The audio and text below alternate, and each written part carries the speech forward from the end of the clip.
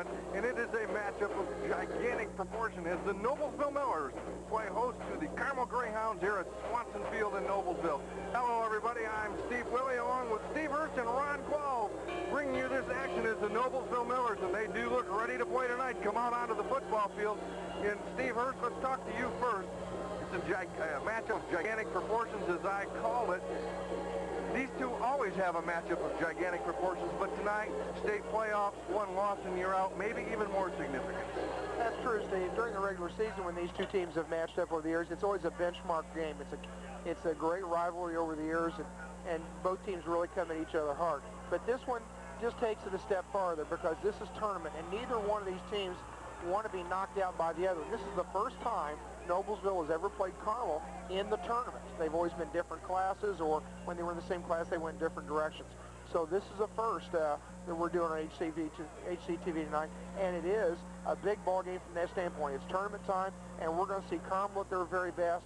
And this is a ball game Noblesville has talked about for 7 weeks, that they wanted to play Carmel again. They felt they should have won the game the first time. They felt they were a better ball club, and now they've got a chance to prove it. Okay, Ron Qualls, let's go down on the field to you. 33-30 the first time these two teams played here at Swanson Field in an incredible football game that we had the pleasure of covering here at Channel 19. Tonight, this game, of course, as we're talking about, one and you're out.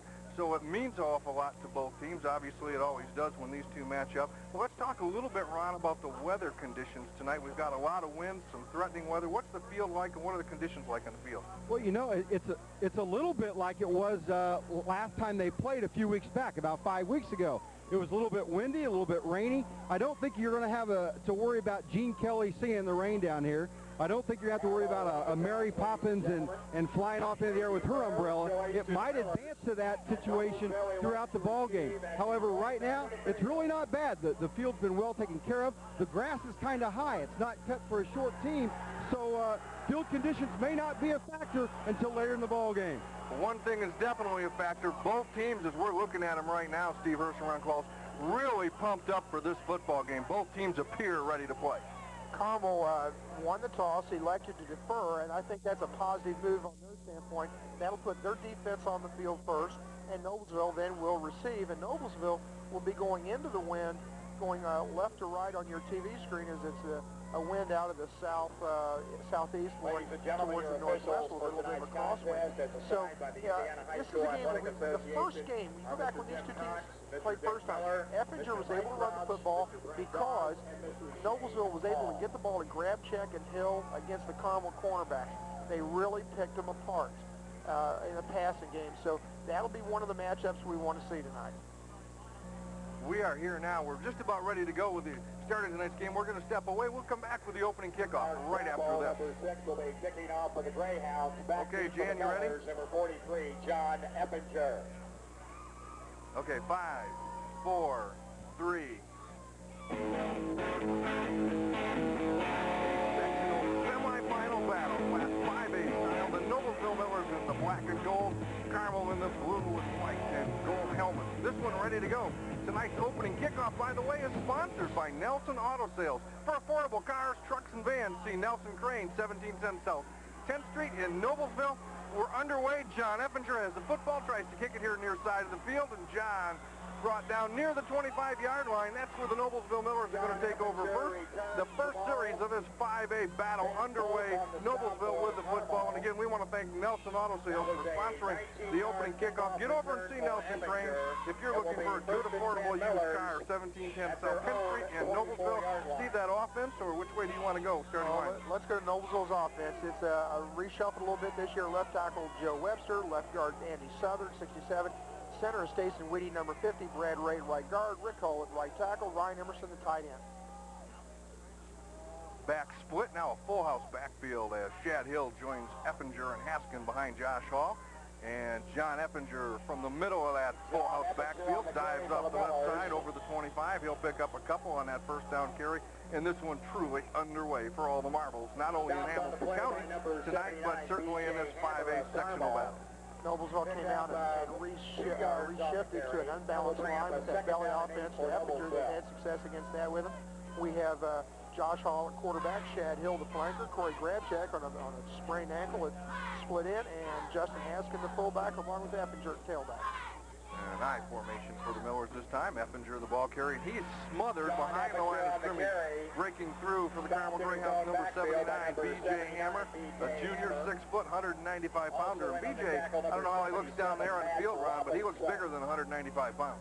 He looks a lot bigger than 195 pounds. He came through there so quick, he was virtually untouched. I think maybe the fullback missed him, just a missed blocking assignment early in the game.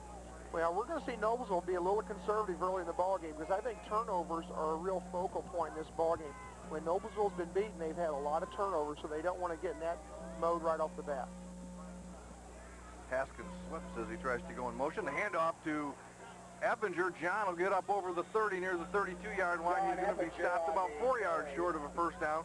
So the Carmel Greyhounds, Steve, they defer on the opening kickoff. They kick the ball to Noblesville, and it's 3 and out for the Millers. And that is a good defensive stand for Carmel. They keyed on Eppinger in the running game with their front seven, and then try to go after those receivers with their secondary people, and they were able to stack against the run on the first series.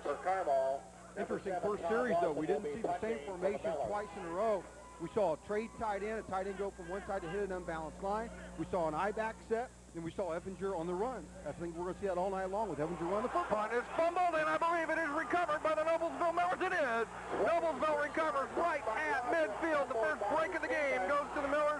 They recover the fumble with 9 minutes and 38 seconds to go here in the first quarter of play. Big break, Steve, for the Millers. Well, that is a big break for the Millers. Gets them possession inside Carmel's side of the 50 right off the bat. It's a tough front. The field's a low-line drive, and the receiver tried to catch it on the run, and that's a tough one to catch. As a result, the Millers had good coverage and got the first turnover of the ball game.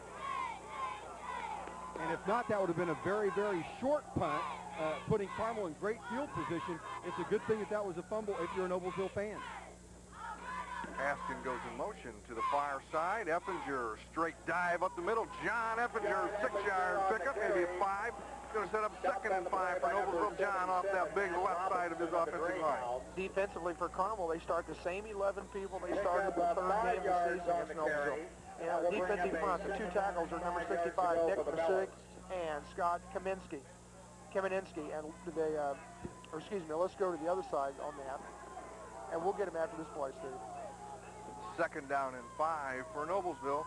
Trying to capitalize on a turnover. Eppinger bounces it outside, and John will have a Noblesville Miller first down near the 35-yard line. Took a nice read, Steve, and kicked that one outside. They walled it down really well on the left side. Joe Eppinger, a sophomore tackle with a good kick out. The defensive front for Carmel, the 2 defensive ends, Ben Polk and Matt Robinson. The 2 defensive tackles, B.J. Hammer and Eric Miller. The nose man, Todd Wright. The 2 linebackers, Eric Hedegaard and Jeremy Bricker, number 46. In the secondary, it's Blaine Chassie and Sam Morris at corners, Dave Clydens and Matt McGuire at the safeties. In just a few minutes, we're going to get a close-up maybe of the defensive line. They're wearing wristbands, which tells them which defense they'll be in a given situation, and they look at their wrist a lot. Hasn't helped so far. Well, looks like John Eppinger is reading those wristbands as he bounces this one to the outside to the right. John has to pick up 7 yards, almost 8 yards. We're going to make it 2nd down and 2 for Noblesville at the 28-yard line of Carmel. And still no passes. Noblesville in the first offensive series when they were 3 and out went it right up the gut, inside tackle to tackle. This time they've gone off tackle with both plays and had success. Josh Hall puts Shad Hill in motion. The I backfield behind Hall in the offensive line. This time they hand off to the up-back, Justin Haskin. First time Justin's carried the ball tonight. He'll be stopped short of the first down. Looks like a pickup, short pickup, and we're going to see how much if they spot the ball. It's going to make it 3rd and 1 now for Noblesville at about the 27-yard line of Carmel. Carmel really jumped their defense around prior to the snap, and that's either a feast or famine. And at that time, they were able to fool the Noblesville offensive line. A lot of times, when you shift that defense, it allows a quick hitter to really do some damage, but Carmel got away with it. Especially if your offense is trading their tight end or moving their tight end from one side to the other. If their guys still jump like they did there, it could be trouble. Well, let's see if they were drawn offside by the Miller motion or if it was a good cadence by Josh Hall. Officials discuss it. Noblesville looks like they're going to get the first down call here on that offsides penalty. You see the jump there. 5-yard march-off against the Carmel Greyhounds gives the Noblesville Millers a 1st and 10 at the Carmel 22-yard line. First down, Noblesville. Nice drive coming back after that fumble, Steve. Well, then Noblesville left halfback jumped, but he can jump and go in motion. And fortunately, they got away with that, but it was the defensive lineman that was in his short yardage technique and was offsides. When I said jump, he did everything except turn around and say how high. He did listen to you, though. John Eppinger stays on his feet down inside the 20 near the 19-yard line. He's going to set up 2nd down now for Noblesville. Well, Noblesville has got new life off that fumble that was on the punt return. They have come out and run really hard, and they've had success with their offense all in the running game against this Carmel defense. And on a night like this, it's exactly the type of offense that you want to be able to have. You want to be able to control the clock, keep it in your possession, very low turnover, straight ahead football. That's exactly what Noblesville is able to execute so far. From the 19, it's 2nd down and 8 for Noblesville. Carmel defense again shifts. Ryan Emerson went to the offside, and now the keep. The pitch out to Eppinger. John with room on the corner. Cuts it up inside. John Eppinger will have a 1st down for the Noblesville Millers. Inside the 10-yard line, near the 6-yard line. Is that a flag down over there, Steve? There is a flag. There is a flag down far side of the field, resting right at the 15-yard line. That one's going to go against the Noblesville Millers. Tough break, holding the call against the Millers. That's probably going to be on one of the wideouts as they're blocking downfield.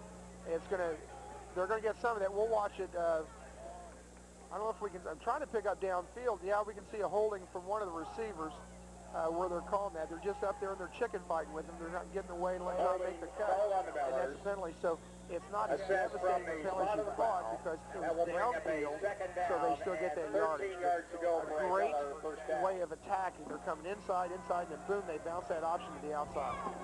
Move the ball back to the 25-yard line, sets up 2nd and 13 for Noblesville as we approach the halfway point here in the quarter. That's John Eppinger on the draw. John will be back down inside the 20, down near the 17-yard line. Going to set up 3rd down. Still fairly long distance to go for Noblesville. Well, and that time they had a corner blitz. The corner was not there to be able to contain the play and bounce it back to the inside because he had already blitzed from the outside in. Eppinger was able to break that line of scrimmage, kick it to the outside, and get about 10 yards. Interesting, this Carmel offense scoring 35, 40 points a ball game has not run a play so far in the first quarter. And that's exactly what Noblesville has to do in this ball game. They have to control the ball on offense. Right now they're looking at a 3rd and 4 in their effort to continue controlling the ball. The option to Eppinger. John should have the 1st down. He's on the corner. He's down inside the 15. He's not going to get down the 6. It looked like that play was going to get a lot more than that. But Carmel closed quickly. Well, they had good pursuit from the outside. Plus they had the inside-out pursuit from their defense. So I think they're going to be true. We're going to see it's the option play. You see Rick Hull, 75, walling off inside, and there's number 77 for Carmel coming out, and that's Matt Robinson helping force Eppinger to the sidelines. Down on the field, the Noblesville Millers have taken a timeout, it appears, and there is a timeout that has been taken down in the field as Noblesville sorts out what to do on this critical 4th and 2 play. And while they take that timeout, we're going to take a timeout. 5 minutes, 14 seconds to go first quarter. It's scoreless. Noblesville's on the drive, looking at 4th and 2 when we come back. And we will have, we're going to have Kevin Wright for our halftime. Oh, we are? Yeah. He said he would. Hey, yeah. Just leave it to me, man. You lightweight. You're impressive. Gotcha. Okay, 5, 4, 3. It is 4th and 2 for the Noblesville Millers, and they are not going to be going for it. They're going to try a Corey Grabchuk field goal. This will be a 30-yard field goal by Corey Grabchuk. Josh Hall with the hole. And Corey certainly has the leg to do it. There's the spot. Kick is up.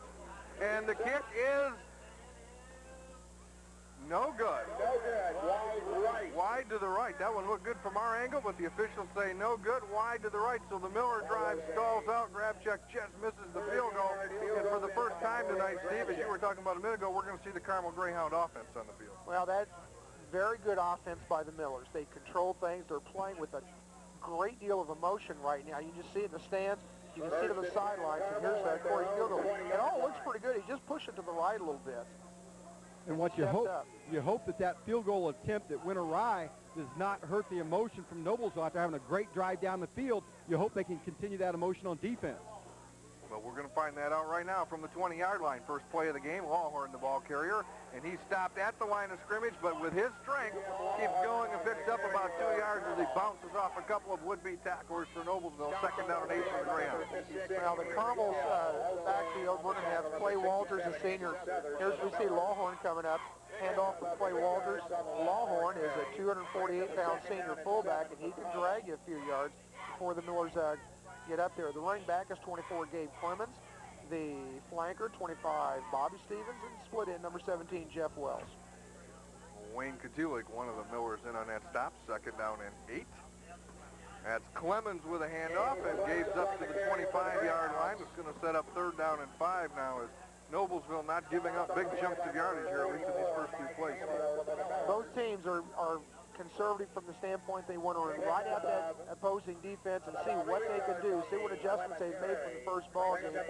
Both teams are strong running teams. They want to establish the run first. They must establish the run if they're going to be able to do some things in the passing game or get into 3rd and 1 situations and have the confidence to run the football. Mike Ambler made the stop for the Millers on the last play. Third down and 5.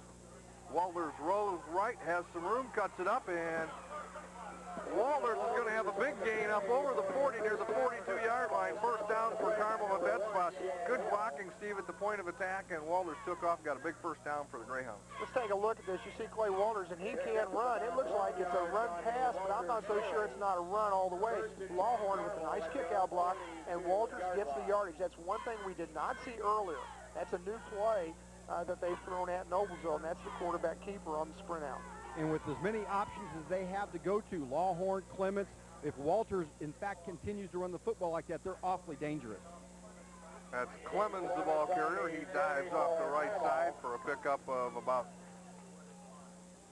3 yards. It's going to make it second down and 7 for the Greyhounds. They're up near their own 45-yard line with 3 minutes and 15 seconds to go here in this scoreless first quarter of play in the sectional matchup. The starting offensive line for Carmel, left tackle Nick Masuik, left guard Matt Robinson, center Mike Britton, right guard Ed Jorzak, right tackle Scott Kameninski, and tight end Aaron Peeney. And the way Lawhorn hit with his size, 6'2", 248, he could play on that offensive line. Clemens looked like he wanted to hit the quick pop pass over the middle, but the Millers had it defended, so he had to tuck it in and go. And he only picked up a couple yards. It's going to be 3rd and 5 now for the Greyhounds at their own 46-yard line. That was about a 1- or 2-step drop on that slant pass, and I think if Walters would have waited and let the wideout clear across the middle a little bit more, I think he had him open. But it was a good jamming job by the corner, Shad Hill, for Noblesville that destroyed the timing of that play. And early in the game, knowing he doesn't want a turnover, he just went ahead and ate the ball. 3rd and 5. Walters rolls left again, has room to run. And once again, Clay Walters on a big 3rd down conversion will get the Greyhound first down into Noblesville territory at the 46. That is a run-pass option. He is reading the wideout whether he can throw it to him or not. But right now, they're having success really attacking the line scrimmage with it. Once again, Lawhorn's doing a good job against Todd Lawson, the defensive end, and then Walters cuts up inside. This is going to present some problems to the Millers until they get the pursuit from their linebackers. Boy, and Clay Walters looks so good when he does that. He holds the football nice and high. He looks like a college-type quarterback when he does roll out, just his body position alone. Lawhorn dives up the middle for a 6-yard pickup for the Greyhounds on a first down carry. 2nd and 4 for the Carmel Greyhounds at the Noblesville 40-yard line. 1 minute, 40 seconds to go here in this first quarter of play. And the defensive front for Noblesville will be the 2 defensive ends are number 10, Justin Haskin, and number 7, Todd Lawson. Defensive tackle 72, Wayne Katulik, and 77, Zach LeCount. At nose, replacing the injured Chris Burns, is Mike Ambler, number 44. The 2 linebackers, Amrit Gill and Andy Southern, Shad Hill, John Effinger, Corey Grabchuk, and Skip Morris in the secondary. Second down drive, Lawhorn spins forward. He stopped short of the first down, but it'll set up 3rd and short for the Noblesville Millers. And on the stop for the Millers that time, 77, Zach LeCount. You know, the clock, we've had very few passes in this, and the clock is moving very quick. It's only a minute to go here in the first quarter. Both both teams are established in the running game. Neither team is able to run the ball inside right now. They will later in the ball game as the defenses wear down. But both teams are able to attack on the perimeter with some success. Well, and I think both coaches want to stop the inside game first, outside second. Make them get to the outside, perhaps run an option, run a little higher error play. Well, there's the option that you described it, as a matter of fact, Ron Qualls. Walters keeps it on the option that time around the far side. Andy Southern and Matt Snyder make the stop for the Millers, but for the third consecutive time on third down conversion, Clay Walters gets the first down for the Carmel Greyhounds. They have the ball at the Noblesville 35-yard line with 31 seconds as they begin the clock here. Left to go in the first quarter. Well, the good news is Lawhorn and Clemens is not hurting you running the football. The bad news is it's the quarterback that's doing the job for him, and Clay did a nice job on the option. First and 10 from the 35. Stevens in motion, and the counter play to Clemens, and he'll have a pickup of about 3 for the Greyhounds as we wind down here to the end of the first quarter of play. This semi-final battle of the 5A sectional featuring the Noblesville Millers and the Carmel Greyhounds is scoreless after 1. The Dalkey High scoreboard brings you that update, and if you're looking for a good work on your car and a great oil change price, $10 for a full-service oil change from Dalkey High, located on Pleasant Street in Noblesville. Get over and tell them you heard it here on Channel 19. They'll give you $10 for an oil change. Great deal from your friends at Dalkey High. We're scoreless after 1. We'll be right back.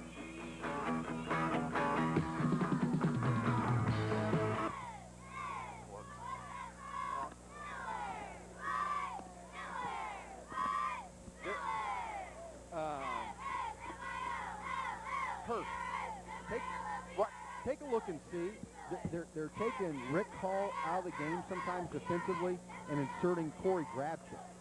That's a weird substitution to me. Okay. Are they going from a 50 to a 40? That's good to see anyway, Tony. I'll take a look. Cannot hold for music. Okay, 5, 4, 3. We've completed 12 minutes of play in this semifinal sectional matchup, and it's always a great one when Carmel and Noblesville get together. Scoreless after 1. Noblesville had the ball, Steve, for almost 7.5, 8 minutes of that first quarter. Just missed a field goal by Corey Grabchuk, and now Carmel in their first offensive series, driving downfield, having ball control of their own. I think this is the kind of game I really expected. Two teams are going to come out and just go toe-to-toe with each other. Sweep left with Clemens. He's shut off. Spins back inside, and he'll be near a first down for the Greyhounds. Looks like he'll be stopped just short. It's going to set up 3rd and about 1 for the Greyhounds. Nice run that time by Clemens. It is. Carmel's doing a nice job. They have the ability. They've got big linemen. They got a big fullback. They're able to really wall up on their offensive front with Clawhorn and let the tailbacks run behind those guys. Noblesville's defense is not quite as big as the Carmel front, but they're pretty good size, and they've got to use a little more quickness to get there and get through that wall. And they are using quite a few substitutions in and out, Noblesville is, to try and keep those guys fresh for the fourth quarter. Lawhorn, and he may be stopped short of the first down. It's going to depend on the spot. Very close. The stick looks like it's just inside the 25, and he looks like he's got the ball right at the 25. So it is going to be short, I believe, and it's 4th down and just inches here for the Carmel Greyhounds. We want to give credit to Ambler and Rick Hull making the stop. 4th down and inches for Carmel. Well, they're definitely going to go for it. The clock is winding down. He's got the call, and they'll run a belly offense out of this, I'm sure. And once again, Noblesville's had some success hitting that inside. But with as many people as Noblesville has in the line of scrimmage, if somebody breaks this, they score. Well, they aren't going to break it, but Lawhorn is going to pick up nearly 5 yards on the carry, and he'll have a first down. And to both of you, I would say Lawhorn with his size has got to be stuffed to top. Tough to stop. Get the words out on a short yardage play like that. Easy for you to say. You're not out there. You see Lawhorn just drive through, and that's just one you're going to buckle up the chin strap, and here you come. And Noblesville's defense has to attack that and try to get lower and stack that up inside before Lawhorn can get the line of scrimmage. Unable to do so, Carmel stays in the belly. Lawhorn again the ball carrier, this time down near the 10-yard line is where Lawhorn is brought down. That pickup's going to set up 2nd down and short for the Carmel Greyhounds. And I know, Ron, you talk about this week after week. It's a great position to be in, second and short. Oh, it's a great position to be in, especially when you got Lawhorn in your backfield. You can either go to him, and you know you can have a good possibility of picking up the first down. You could also throw the football. I don't look for Carmel to do that. They're going to keep it on the ground and just continue to run it down their throat. Lawhorn again, and he'll have a Carmel Greyhound first down. He picked up 9 on the first down carry and picked up about 4 on the second down carry. He's going to set up first and goal now for Carmel at the Noblesville 7. Well, you might think right now, well, Carmel's they're in the flow. They're getting things going. But in a game like this, you hold your breath, because all they need to do is get one pop on Lawhorn, and it's a fumble, and it stops the drive. And that's what Noblesville needs now. They need a turnover. They need somebody to knife through there and stuff Lawhorn before he gets the line of scrimmage. 9 minutes, 30 seconds to go here in the first half of play. It's scoreless, but Carmel threatens. Gabe Clemens, the ball carrier. And Gabe, wrapped up by a host of Millers down around the 5-yard line, sets up second and goal for the Greyhounds with 9 minutes and 10 seconds to go here in the first half.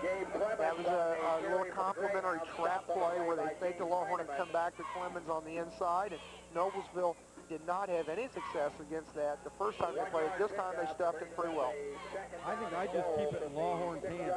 The way he's been able just to lug forward for 4 and 5 yards at a pop, keep it in his hands. Well, you're going to get your wish. No, you're not. Walters fakes it and then keeps it on the option, and he's in.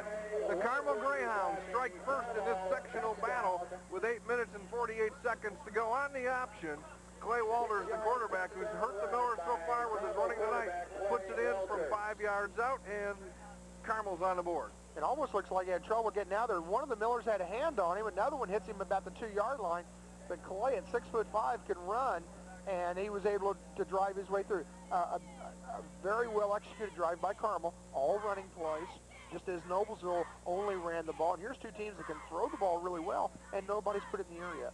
Well, also, what sets that up is the fact that Clay Walters always fakes the option very well. He carries his fakes out. He always runs around the end like he does. When he does have the football, he does the same thing when he doesn't have it. Makes no difference. It sets up the touchdown. And then the extra point is converted after the touchdown. So the Carmel Greyhounds are on the board with 8 minutes and 48 seconds to go here in the first half of play. It's Carmel 7, Noblesville nothing. Noblesville will be receiving the kickoff when we come back. God. 32. Is there...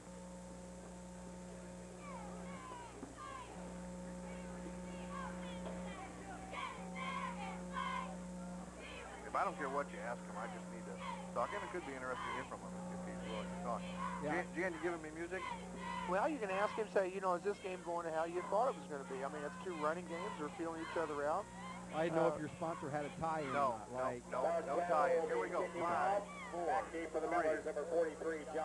We are back here at Swanson Field in Noblesville, where the Noblesville Millers set to receive the kickoff after Carmel puts one on the board and take a 7-0 lead in this sectional semifinal battle. Shad Hill goes over by the ball that is kicked out of bounds around the 10. So with that, we'll see if they re-kick again or if Noblesville takes the football. The Millers will take I over. believe the Millers are going to take over 35-yard line. at their own 35-yard line. So that's a good break for the Millers. When the ball goes out of bounds, you get a lot of yardage out of that. I think so. From the overall, 35 is not too bad. I think in high school sometimes you'd like, once you get out past 35 to the 40, 45, that's really a pretty good return. And with good kicking teams like we have tonight, good kicking defenses, Carmel, or 35 is pretty reasonable. This will be, now that Noblesville's behind, do they deviate from their game plan? I don't think so. I think they stay with it. They may throw a little more play action. Well, look and see if they continue to change the formations. Look and see if we have the motion under, the trade tight end, the full house, the I-back sets, different types of sets each time. This time it is the I, and Josh Hall to pass. Gets the pass away. Receiver is hit, and I didn't see who caught the ball, but he's hit around the 37-yard line. A flag also flies over there on the far side of the field. Justin Haskins, fullback, made the catch, and we're going to watch the replay of it here.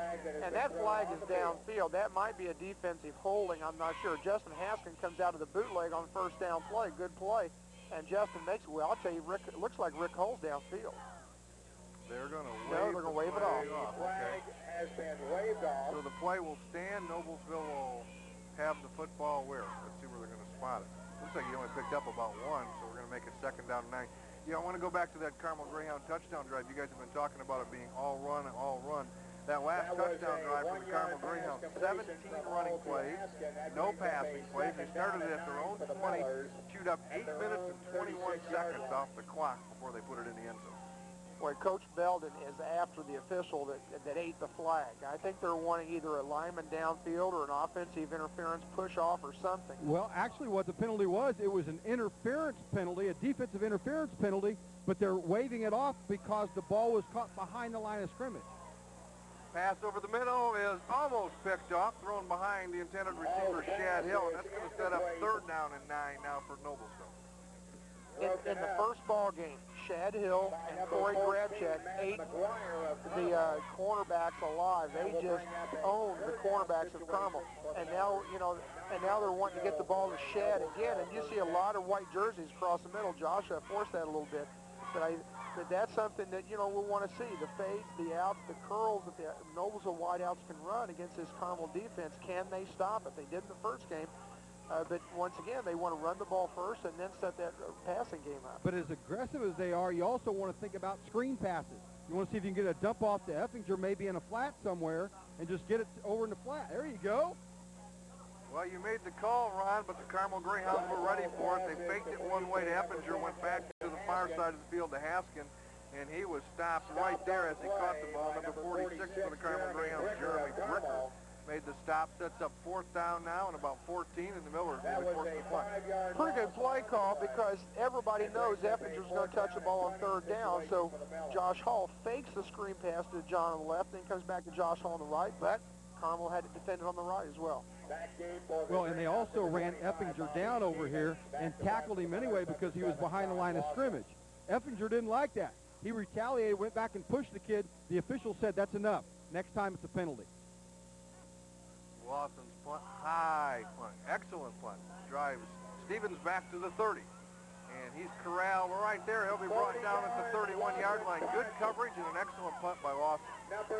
It really was. That was a big punt by Todd, and it was very good coverage because if Carmel does one thing well in the playoffs, they return punts. And I can go back to when they beat Penn in the state championship game in the Dome a few years ago. It was a punt return that set that up to win the ball game for them. They were very good at it. At that time, the Miller coverage really took away any chance of a return, and now the Millers have got to play some defense. Carmel will take over this offensive opportunity at their own 31 with 7 minutes, 25 seconds to go here in the first half of play. The Greyhounds have the lead, 7-0 over the Noblesville Millers. Stevens comes in motion for the I backfield. The option, flip back to Clemens, and Gabe's on the corner. He'll be up over the 35, near the 36, maybe the 37-yard line. The outside game working well for Carmel. Carmel is not the big play team that Noblesville is. Carmel has to get 4 or 5 yards in that first down play, and they want to create that good field position and the feeling of just moving the ball like a machine down the field. Noblesville can have, they can shoot themselves in the foot once or twice and then get the ball to Effinger on a 25-yard run. 2nd down and 3 now as Clemens picked up 7. This is Lawhorn up the middle. He'll have a Carmel Greyhound first down up over the 40, near the 43-yard line. First and 10. At that spot, Zach LeCount made the stop for the Millers. Zach made a big tackle because Lawhorn was through there on the trap, and he was looking at major yardage if Zach hadn't brought him down. Noblesville also has a 12th man here tonight. You might notice if you're in the stands and you're using your nose at all, you smell barbecued chicken. I don't know if they're trying to get the wind to blow across to the Carmel kids with Lawhorn as big as he is, make him hungry, make him look over here and make an error. I don't know. But, boy, it's significant over here. That's the Noblesville Miller backers at work in the concession stand. Out on the field, that's Gabe Clemens at work for the Carmel Greyhounds. He's up near midfield on that first down carry. 2nd down and about 4 for the Greyhounds. We'll give credit to Corey Grabchak and Emmer Gill making the stop for the Millers. The Millers are getting to the football, but the thing they're not doing right now, the first person to hit the ball carrier is not bringing it down. The ball carrier is then getting yardage after that first hit. And Ron will know this as well as anybody that, you can't let yardage after the first hit happen. It'll beat you every time. Well, I think people are trying to stay home. They want to make sure they know who has the football before they go to it, and it's slowing them down. That's motion by Carmel. Clemens will have enough for the first down, but as Steve Hurst pointed out, a legal motion, the call against the Carmel Greyhounds. So this one's coming back, a break for the Millers. Grabcheck did make the stop. Clemens had the first down, but it's all for naught as this one comes back. Break for Noblesville, slow down that Carmel momentum. I thought Noblesville got away with one or two. They're shifting, and then they're going in motion, and everyone has to be still for a count. See, John Evans looks like he's got his Halloween outfit on there with the black, the eye black. And everybody has to be set for a count before anybody can go in motion. And their tailback was resetting, and then the flanker goes in motion, and they weren't set for that count. That will bring up a second down and about 8 now for the Carmel Greyhounds. Ball back right at their 45-yard line. Clock winding down, 5 minutes and 15 seconds to go here in the first half of play. Carmel with the lead and the football. That's Clemens from the deep eye, breaking a couple of Miller tacklers, and he's back up near midfield. We're going to set up third down and about 3 once again. Matt Snyder and Justin Haskin make the stop for the Millers. Cameron Gill got caught on the blitz just a little bit from his left linebacker position. They stunted him over the center, and then Clemens ran to that vacated area. Gill got a hand on him, but took a second. You know, the referee talking to him right now, you know, that's a bush call by the referee.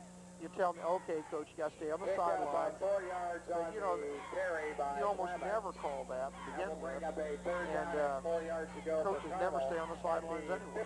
Well, and I'm down here on the Noblesville sideline. I'm out about, 4 or 5 yards on the field. All the Noblesville coaches are. That's just the way you coach football. For an official to do that this early in the ball game, no more outside plays we're having. You're right. That's pretty good. Timeout. What there is going on up in the stands is a huge crowd of Noblesville contingents who are out here supporting the Miller effort. Right now, with 4 minutes and 45 seconds to go, we've taken a full timeout down on the field. Carmel has the football. They have the 7-0 lead. They're looking at 3rd and 4 from midfield, and that's how it'll be set up when we come back. And play-by-play announcer Steve Williams, Steve Hurst are with us tonight, broadcasting this sectional contest. This game will be shown in its I even gave the Miller back to the plug. October 30th at 7 p.m. Man, what else can I do? All right, am I getting music, Jan? Jan? Okay, 5, You want me to sing? I'll sing. 3. Lead into that. You look down to the Noblesville side of the field as they set their defense here as we come out of this timeout. 3rd down and 4, balls right at midfield. Our thanks to Bob Tremaine for letting everybody know that we're here covering tonight's football game. Steve Hurst, Bob is a great guy, the girls athletic director here at Noblesville High School, and we certainly appreciate his support in all of the Miller. 3rd down and 4 Steve yards Hurst to and go Ron for the Qualls Greyhounds. preview the game this evening.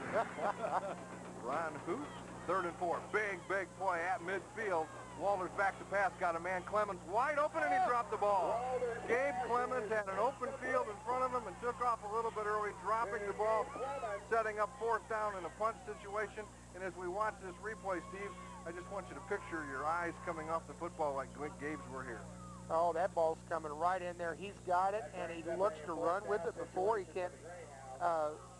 Who is it, Clemens that drops head? Yeah. And I tell you, he is wide open. You know, that's one thing Noblesville does not cover very well, back out of the backfield against Carmel. And that's one that you kick yourself in the rear end for on Saturday morning when you watch the film. You're wide open. You can score off that thing. That Matt Snyder who pulls the ball in, and he's brought down right where he catches it at the 23-yard line. So the Noblesville Millers will take over there. Hey, it's great to know that not only are we dry up here in this booth, but we have the protection of the major of the Noblesville Police Department, Tony Bowes, up here behind us, and making sure no one comes up and harasses us after Bob Tremaine has announced it so many times here tonight, Steve. He just told me that he's already ticketed your car, and it's being towed. Yeah, Major Bowes, the assistant chief now of the Noblesville Police Department. Great to have Tony with us. Of course, you know Tony as our play-by-play analyst for our baseball coverage here on Channel 19, and he's also been harassing me a little bit, pulling the headset off. But we will talk about that later in the night, Major. Maybe I can get him to take your microphone away while he's at it. Fumble! Ball is fumbled, and the Carmel Greyhounds have it inside the Noblesville 20-yard line. Boy, what? It was the freeze option. It was to the fullback, and there's a guard pull. It's a trap play, and I'm not sure what happens on the fumble. Let's take a look at it. You see the ball comes out. It looks like he hit the fullback in the chest. He never had it. Looks like Haskin never had it on the handoff, and there's a couple of the Carmel front that are in there. 171 is 79. That's B.J. Hammer, who's been in the backfield. Now it's been a big turnover for Carmel. That's one turnover for each team now. Boy, and this one was so much bigger because now they got the ball on the 19-yard line with 3:51 to go. Noblesville, if they get the ball back this half, may have to go 80 yards just to come close. Well, that was Longhorn, the ball carrier, and the first down carry. He's got a pickup of 8 yards on that first down dive. It's going to set up 2nd and 2. They can get a first down just inside the 10, and right now they have the ball out just over the 11, so it's about 2nd and 2 for the Greyhounds with 3 minutes and 25 seconds to go here in this second quarter of play. Longhorn again the ball carrier, and he'll be close to a Carmel Greyhound first down. Well, they're just hammering away. Longhorn got the big yardage on first down. He got about 8 yards on the first belly play, and he gets about 1 yard and 3/4 on this one. It's going to be just a couple inches short. But once again, Carmel just keeps hammering away, and they've got a 7-0 lead. So, you know, a score here, a field goal or a touchdown, really gives them a little breathing room. And that's critical, too, coming up right before the half. Noblesville's really played him pretty well, played him pretty even. Offensively, a little movement from Noblesville. They've taken some good shots from Carmel. And it's not a 30-0 ball game. It's 7-zip. This is critical. You're right. 2:37 to go. You don't want him to score. Play Walters hands off to Longhorn, and I believe he'll get enough for the first down in that third down carry. Well, Noblesville really pinched in their defense, but it's awfully tough to be able to stop him from that distance. So I think, they're looking, it's pretty close. It's his first down. So it's going to be 1st and goal for the Carmel Greyhounds as they look to expand their lead here with the ball just inside the 10. It'll be 1st and goal now for the Carmel Greyhounds. Well, that yardage isn't coming very easily right now. He got good yards on first down, but that second and third, he had to fight for every inch he had. And with 9 yards to go, if they can do that now 4 consecutive times, Carmel would not score. Full house backfield behind Walters. And they're going to pass over the middle. Receiver wide open in the end zone, number 83 for the Carmel Greyhounds. That's John Fertile who pulls it in. Walters with a great fake. Touchdown Carmel. They extend their lead out to 13-0 with 2 minutes and 4 seconds to go here in the first half. Boy, that's a great call on first down out of the belly. Coach Belden knew that yardage was getting tough, and that was just the belly fake and came back with a pass. Noblesville was committing everyone to that belly, which you almost have to do. And I was thinking maybe he might go belly to the right side. It looks like they had some openings there. But Walters drilled that pass into the tight end, number 83, John Fertile, and great play for Carmel. Yeah, but almost anybody could have thrown that pass. I think what set it up was the great fake by Walters, the quarterback. You see on the replay, there's no defensive people on the screen. Well, the extra point is up, and it is good. Carmel Greyhounds now up 14-0 over the Noblesville Millers with 2 minutes and 4 seconds to go here in the first half of play. We're going to keep it right here for a minute, folks, and let you know about Jack's Pizza up in Cicero, who are sponsoring us tonight by supplying the crew of Channel 19 with pizza here before the start of the game, and we appreciate Carl and Amy and everything they do. 984-4492 is the number to call for Jack's Pizza. Well, you see the replay, Steve, and you just see they ran those, faked the block with the ends and sent them down across the middle, and Noblesville bit on the option and nobody there. Well, the Carmel Greyhounds capitalized on the Noblesville Miller fumble. At the 19 is where the drive started. It took them 4 plays, 3 running plays, 1 pass play, 2 minutes and 4 seconds, 14-0 Carmel. High end overhand kick comes down to Effinger at about the 7. John going to try to find a wedge up the middle. Stays on his feet, cuts to the outside. John Effinger up over the 40, near the 41, 42-yard line. Big return for Effinger will give the Millers an opportunity to get something on the board here before halftime. 1 minute, 56 seconds to go. Carmel with a 14-0 lead. Great return by John Effinger. And that's what they needed. They needed to come out and establish some emotion and some momentum coming back after that second touchdown by Carmel. And now we'll see Carmel defense kind of loosen up a little bit, make Noblesville keep the ball in front of them. Well, when you've got a big play offense like Noblesville does, you can score from anywhere. Minute 56 is plenty of time. Haskin goes in motion. And we're going to run the option. Josh Hall keeps it, cuts it inside. Josh Hall will have a pickup of 5 on that first down option for the Noblesville Millers. As the Millers, I was going to say, go into their hurry-up offense, but they appear to be composed as they go back to the huddle. Noblesville does a very good job of spreading out the formations, putting people in motion, and really putting defenses into a bind as to how they're going to cover the skilled position people of Noblesville. And that sometimes they'll be able to sneak a quarterback by people. 2nd and 5. Emerson goes in motion.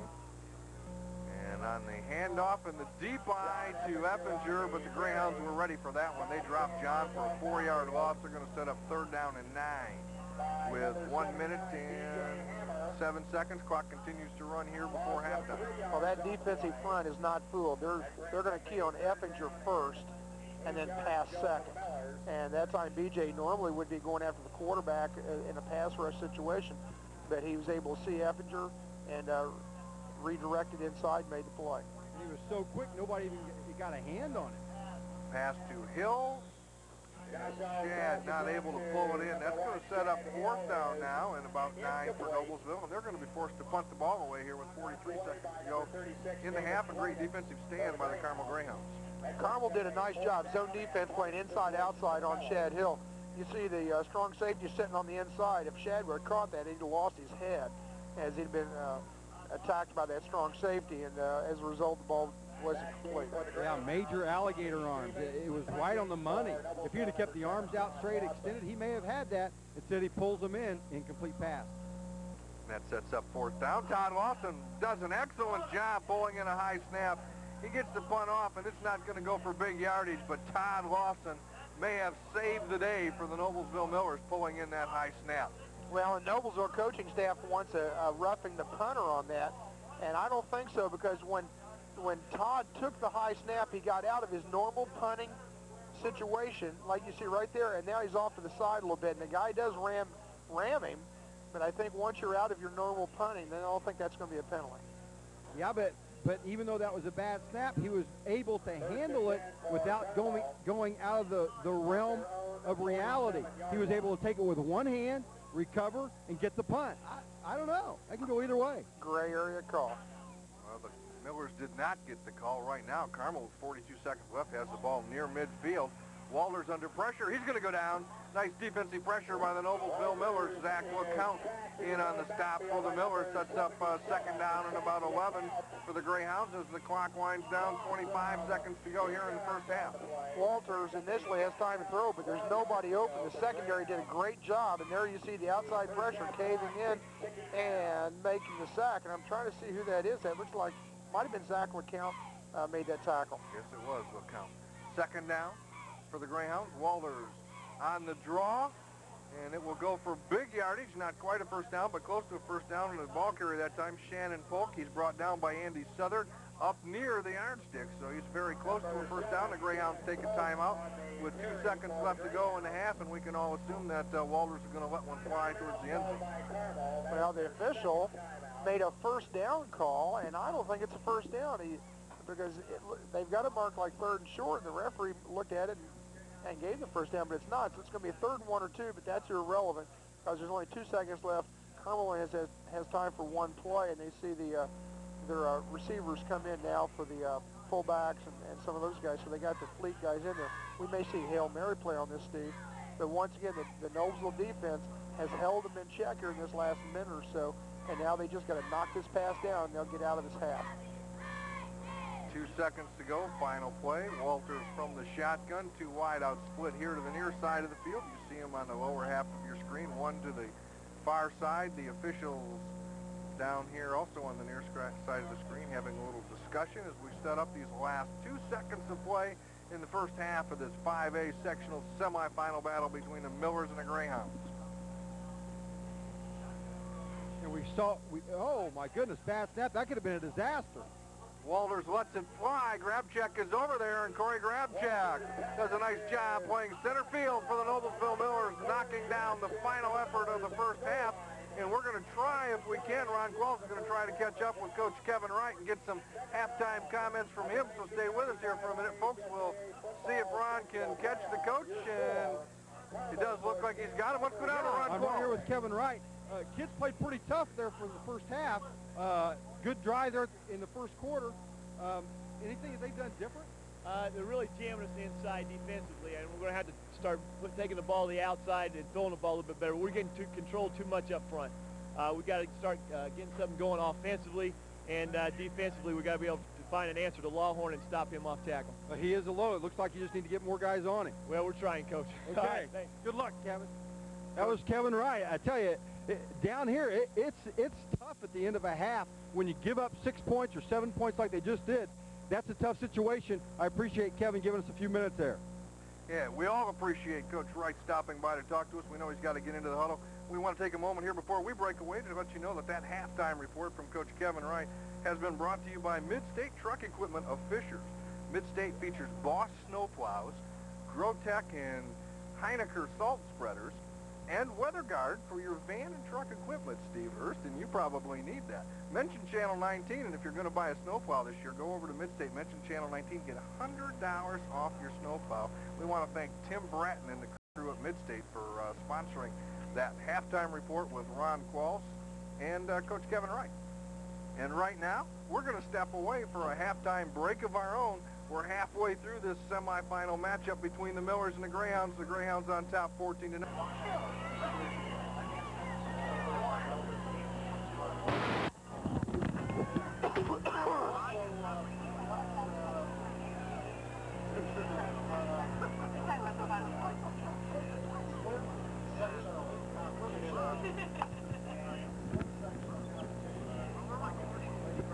We had to take our headsets off with the loud squeak.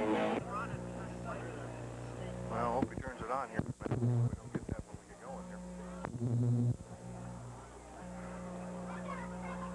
Okay. Ron, you there? Ron. Ron. Well, maybe we're not. Are we going to do a second half? All right, record on, bud. All right, count down and I'm going. 5, 4, 3.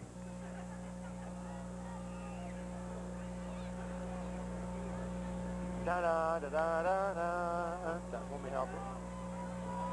Da da da da da da da. Jan? Well, we'd like to welcome you back to Channel 19's coverage of IHSAA sectional football here in the state of Indiana. Tonight, we're at Swanson Field in Noblesville for a 5A matchup between the Noblesville Millers and the Carmel Greyhounds. In the first half of play, Carmel scored twice, once on an 80-yard drive, once on a 19-yard drive. They have the lead, 14-0 over our Noblesville Millers as this second half set to go. We heard from Kevin Wright just before he went to the locker room with his team at the end of the first half. Steve, now let's talk a little bit about what he has to do. Well, I think the thing that you hear from Coach Wright is they're not going to panic. They need to open up their offense a little bit more. And that's, you know, they were running the ball. Now they can go to the next stage and set up their running or set up their passing game a little bit more. The one thing about this ball game is the clock has gone so quickly. There have been very few dead ball situations that neither team has had the ball very many times. And as a result, you really don't have a chance to get into a lot of the things you want to do on offense. But Carmel's going to receive because of the defer in the first half. So, Steve, we're ready to kick this thing off. We are, and this second half kickoff is sponsored by Nelson Auto Sales. And as this kickoff gets underway, we watch the Greyhounds pull it in, break it up the middle. They'll have a good field position at the 39-yard line. For affordable cars, trucks, and vans, see Nelson Crane and his staff at 1710 South 10th Street in Noblesville. Second half underway. Our thanks to Nelson Auto Sales for helping get the second half kickoff underway. Well, I think Carmel was very pleased with what they did in the first half, Steve, offensively. They controlled the football. They passed a little bit, but they were able to establish that inside, or actually the off-tackle running game. And the wrinkle they put in with Clay Walters running the football was a big plus for them. Well, right now, the Greyhounds take the ball as we start the second half. First and 10 at their own 39. Sweep to the right. Ball carrier number 7 is Shannon Polk, ball carrier. He'll have a pickup of about 3, maybe 4 yards. So we'll make it second down and 6 now for the Greyhounds at the 44. Shannon Polk is a sophomore. And how many sophomores do you see play for Carmel at varsity level? Coach Belden was talking to me about him before the ball game, and that was a nice little taste of getting sectional action for him because they feel that he's going to be a great, great tailback for him. And you see a lot of movement with the Noblesville defense. They're running all over the place. When Rick Hall went out and Corey Grabchuk went in, different defensive look, didn't help a lot. Well, on that play it didn't. Gabe Clemens off the right side. Big pickup for the Carmel Greyhounds down to the Noblesville 35-yard line, where it'll be 1st and 10 for the Greyhounds there. Miller defense now with their backs against the wall here as we're about a minute into this 3rd quarter of play. Well, the big thing here is in the 1st quarter when Noblesville came out, they had so much emotion, they had so much fire, they were ready to really get after Carmel. Now, right now, the way Carmel's moved this ball so easily, is Noblesville going to play the second half? Well, and they're going to have to right now, because if they don't, they go down 21-zip, and it could be over.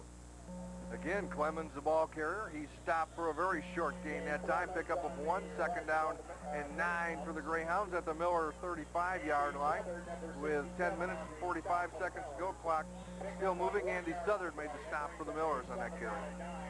Noblesville using substitutions to change their defenses. They take Rick Hall out. They put Corey Grabchuk in with a little more quickness and try to cover up their receivers a little bit more. And right now they have the quicker lineup in. Stevens comes in motion near side of the field. The handoff goes to Clemens. Flags fly in the backfield. Clemens will be down near the Noblesville 30, but we'll have to check the flag. Illegal motion to call against the Carmel Greyhounds. That'll set them back, make it 2nd down and 14 for the Greyhounds, back near their own 39 after they march this one off. I think the situation is they're just not getting set. They've got so much movement going on. They traded the tight end. They had some backfield movement, then they send the guy in motion. You've got to be set for 1 full second before someone else can take off into motion, and I think they're not getting set for a full second before the other man moves. Now, this is a situation Coach Belden does not want to be in. He doesn't like the second and long situations. It affects them a little bit more than it affects a Noblesville. We may see the back out of the backfield again. You may see a screen. You may see Clay Walters on the rollout. Back at the Noblesville 40s where the ball is marked. 2nd down and 14, and Walters on a straight drop. Pressure unloads over the middle. Ball is pulled in. Inside the 10, Shad Hill, the defender for the Noblesville Millers, on the reception for the Carmel Greyhounds was Treshler, and that's going to set up 1st down and goal for Carmel. Big conversion, but there's a flag down, back up field, and that's going to bring it back. That call's going to go against Carmel. Wow, that was a great pitch and catch from Walters to Trishler. And Trishler went up and caught it with both hands as he was coming down. It was a big, big play, and it's all going to come back. A break for Noblesville. And that's something they need. They need to build on this now. That was almost going to be a sure 3-touchdown deficit. But right now they've got a new life. They've got a chance. And this is a major holding. It happened way back in the backfield. And my gosh, they must have looked like they walked off that 40 yards on that. Good. What a big turnaround. That in essence becomes about a 75-yard penalty. And it's not like Noblesville didn't have that play covered. They had it covered as well as Fisher's policemen on Allisonville Road. They were sitting there, they were waiting on it. The guy ran step for step, still got it. 2nd and 31 now after the penalty gets marched off. Big break for the Millers. Can they capitalize? Walters back in the straight drop. Guns it over the middle. Pass is complete. Up into Noblesville territory at the 49-yard line. Amber Gill makes the stop on Aaron Peening. It's going to set up 3rd down and still a ton to go for the Greyhounds. Walters is throwing the ball a lot better than he did the first time these two teams played. Against Noblesville the first time he threw a lot of slants and he was not quite on it, but now it's tournament time and he's really getting his shoulders into it. He's really following through on his pass. He's got a lot of zip on it. He's a much better quarterback in game 10 than he was in game 3. And one of the first times we've seen a trips formation. Trips to the right. Walters looks that way, passes that way. Receiver is wide open, and they're going to give him credit for the catch down at the 29-yard line of Noblesville, still short of the 1st down by about 4 yards. Millers thought he was out of bounds, Steve. Yeah, but they only need 1 foot in, and he got it in. It was a pass where they sent the 2 deep and then broke the 3rd one to the outside, and he was able to get the pass into him. And once again, Walters zipped it again. So now it makes it a 4th and 5 at about the, 39-yard line. So we're in a situation right now, they're going to go for it. And that was a ton of yardage to get back. What a great drive by Carmel. Let's see, this is a big stand for Noblesville. 4th down and about 4 at the 30-yard line. The option, Walters gets it off late on the pitch. Clemens cuts it back inside, and he's going to make it down inside the 25 and pick up a Greyhound first down. Great second effort by both Walters and Clemens. Convert on fourth down for the Greyhounds. The Millers had it stopped. They did a great job of really getting people to football. Walters had a lot of poise because he wanted to cut up inside. They came up and hit him, so he had the poise to turn and kick it back out to Clemens. And I like the way Clemens has run. He has run hard. He's broken a few tackles, and we're going to see it on the replay. But watch, after Clemens gets hit in the replay, he gets yardage again. Now getting yardage is Lawhorn, the big fullback for the Greyhounds, is down around the 10-yard line. First down at that spot. Emmerich Gill makes the stop for the Millers, with the Greyhound offense coming back from a 2nd and 31. Now has a first down at the 10-yard line. It'll be first and goal for the Greyhounds. Well, this Carmel offense is playing with a purpose. They are really intense. They're focused. They're really coming after it. I think after the first ball game when these two teams played, I think the Carmel players heard some of the comments the Noblesville players and coaches made about how they should have won, and I think they're going to make sure this game's not close. Lawhorn is in for the Carmel Greyhound touchdown. That touchdown comes with exactly 8 minutes to go here in the third quarter of play, and really makes a big deficit for the Noblesville Millers to overcome. 20-0 now the score of the Greyhounds on top. Well, Lawhorn's not touched, and he's 5 yards downfield, and then 2 or 3 of the Millers just hit him around the waist, and they can't bring him down. A great run by Lawhorn, and once again, the offensive front did a great job of driving him off the ball so Lawhorn could take it in. 20-0 now. The score is the Greyhounds set to convert their third extra point of the night. The spot down, the kick is up. It is good, and we have a 21-0 score now. But Dalkey Heine's scoreboard says with 8 minutes to go here in the third quarter of play, the Carmel Greyhounds 21, the Noblesville Millers nothing. For a great oil change offer, folks, go into Dalkey Heine, located on Pleasant Street in Noblesville. Mention that you heard it here on our Channel 19 Game of the Week, and they'll give you an oil change for most cars and light trucks here in Hamilton County for only $10. Dalkey Heine, located on Pleasant Street in Noblesville. Our thanks to them for sponsoring tonight's scoreboard updates, and right now, it is not a pretty scoreboard, Steve. No, it's not for the Millers.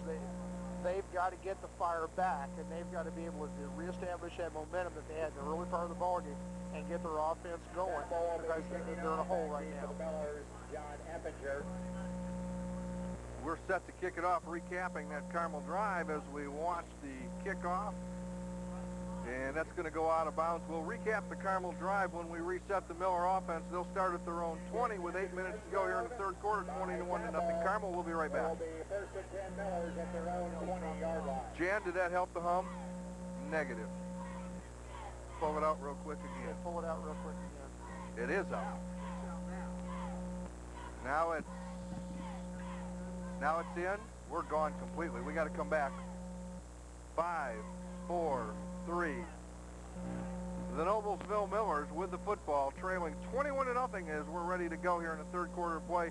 Noblesville with a big deficit to overcome. John Eppinger gets on the corner, up to the 20, 25, maybe the 27-yard line where John's brought down. Pick up of 7, makes it second down and 3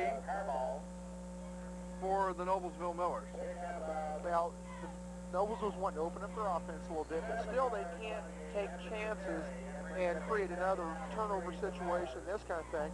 The option, they did a nice job around the option in the short side of the field that time. Eppinger got some good yardage. So they're not going to get 21 points on this drive. They just got to reestablish some things, make things happen again. And we've seen Noblesville do that this year. They've been able to go up and down the field very, very quickly and score touchdowns quickly. They do need to get one on this drive, though. They do need to get 7 out of it. And Carmel's going to help them out a little bit on this second down and 3. The Greyhounds jump offside, the 5-yard march off. We'll give the Noblesville Millers a first down at their own 32, first and 10 for Noblesville. 7 minutes, 18 seconds to go, third quarter of play. The Greyhounds with a 21-0 lead over the Noblesville Millers. And as Ron pointed out, and I think it's pretty obvious to everybody here at the stadium, Steve, Noblesville does need to score and score right now. Well, the way Carmel has controlled the football, Noblesville does not have that many possessions remaining. They do have to. Well, and I think it was evident, too, the emotion loss that Noblesville has now. early in the game, there was a defensive lineman from Carmel that jumped offside, and all the Noblesville guys are high-fiving each other, head-butting, little face mask action. That time, they get an offense or an offsides call on the Carmel defensive line.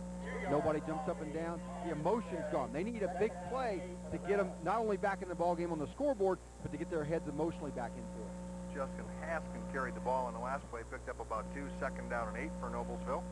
And this time, Josh Hall tries the option, but the Carmel defense meets him in the backfield after the fake to Haskin. He's dropped for a loss back to the 30, and that's going to set up 3rd and 11 now for the Millers with 6 minutes and 20 seconds, clock running, 3rd quarter.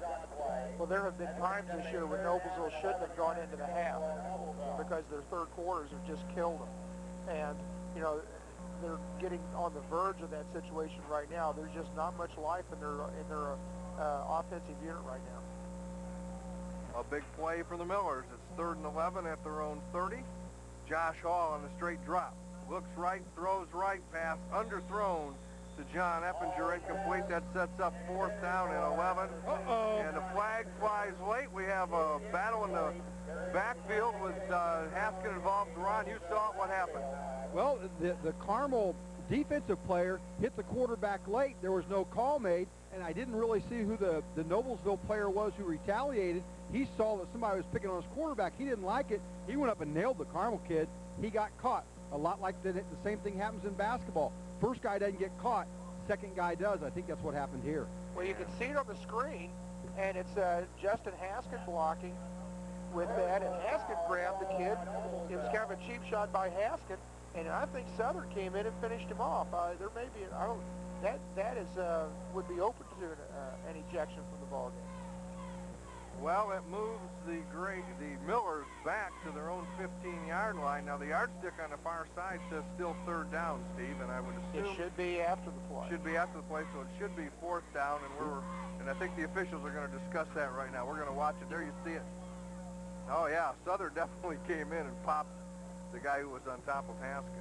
Well, it was a double cheap shot. Haskin, as the kid was on top of him, I was watching the play. They collided on the blocking. The Carmel kid's laying on top of Haskin, and that's not illegal in itself. And then as they get up, they're kind of jawing to each other, and Haskin just grabs his legs and trips him as Southern comes across and finishes him off. So it is. Are they going to get? Yeah, they're going to make it 4th down. That's the right call.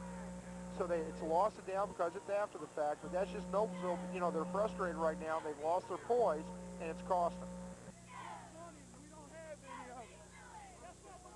Right now, we're going to have a 4th down, and that's the way they have marked it after the officials took the time to sort things out. The ball's back at the Noblesville 15-yard line. It's 4th and about 25 or so, and Noblesville's going to be forced to punt. Todd Lawson, with his feet on the goal line, will be set to punt it away for the Millers. Spinning punt comes down. Stevens pulls it in. A risky catch by Stevens, but he gets away with it, and the Carmel Greyhounds with excellent field position at the Noblesville 37. 5 minutes and 45 seconds to go here in this 3rd quarter of play. The Greyhounds with a 21-point lead and the football in great field position. Well, decent punt by Lawson to get it out of there as far as he did, and a great job by the punt return to get there. And that was really a risky play too, Steve, as you said. Carmel could have very easily had a fumble. Oh, I would have thought that would have been a fair catch for sure. The I backfield. Walters takes the snap, hands to Clemens, who tries the left side, tries to bounce it outside. The Millers do a nice job bringing it out. And that penalty and that little fracas down there may have inspired the Noblesville defense a little bit. They came after him on that 1st down play. They did a better job, and their defense knows they have their back to the wall right now. They've got to attack on defense. They've got to create. They've got to cause a fumble to get back into it right now. They've got to at least have 3 downs and out, and that's tough because this is just about 4-down territory for Carmel. But at the same time, I'm not seeing Carmel look at the 21-0 score and say, it's over, no big deal. I see them wanting more points than 21 right now to secure a victory. Walters keeps it, big gap up on the right side. Clay Walters doing what he has done so successfully all night, converting a first down opportunity for the Carmel Greyhounds. Big pickup down to the 21-yard line. Well, Coach Belden kind of brought that one back from the game plan from the first quarter, and you see Clay roll out. But that play was so effective for Carmel in the opening drive when they scored, and then they went away from it. They didn't run it the entire second quarter, but it came out in this series and really got a lot of yardage on it. And when they're this spread out, when the Noblesville defense is this spread out, Lawhorn's a lethal weapon standing back there in the backfield. Lawhorn will carry the football. He's down inside the 20, near the 19, picks up about 3 on that carry, so it's second down and 7 for the Greyhounds. Clock now marching down very quickly if you're watching this from the Noblesville perspective. 4 minutes and 5 seconds to go. Third quarter, the Greyhounds with a 21-point lead, and the football threatening to put more on the board. Jerry Watson, the inside linebacker, made I think it was a middle linebacker, made a good tackle on Lawhorn that time to put him where I think he's down tackle right now. Second down and 7 as Walters with a split backfield behind him turns and pitches to Clemens, who's trying to get on the corner here near side of the field. Corey Grabcheck wraps him up, and he's joined by a few other Millers bringing him down, but Clemens down inside the 15 is going to set up third down and about 2 for the Greyhounds. Nice power play by Carmel. Clemens does a good job of hiding behind his linemen. He's not very big, and he lets them make their blocks, and he doesn't have to use his speed until they create a seam, and then he takes off. Corey Grabcheck came up on a gimpy ankle and really turned that play in and made a big play. Third down and short, I backfield.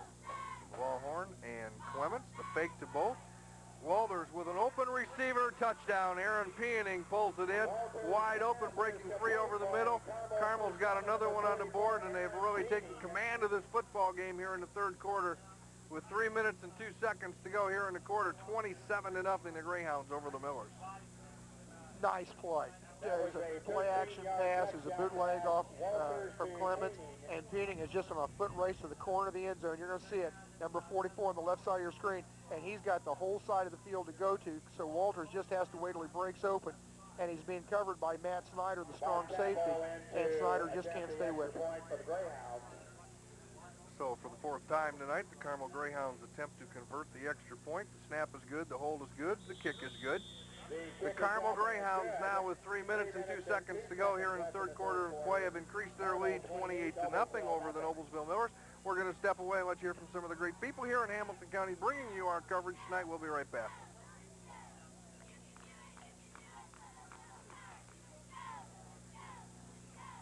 With or without music, Jan? 5, 4, 3. That last touchdown for the Carmel Greyhounds took 2 minutes and 43 seconds, consisted of 4 running plays and the 1 pass for the touchdown.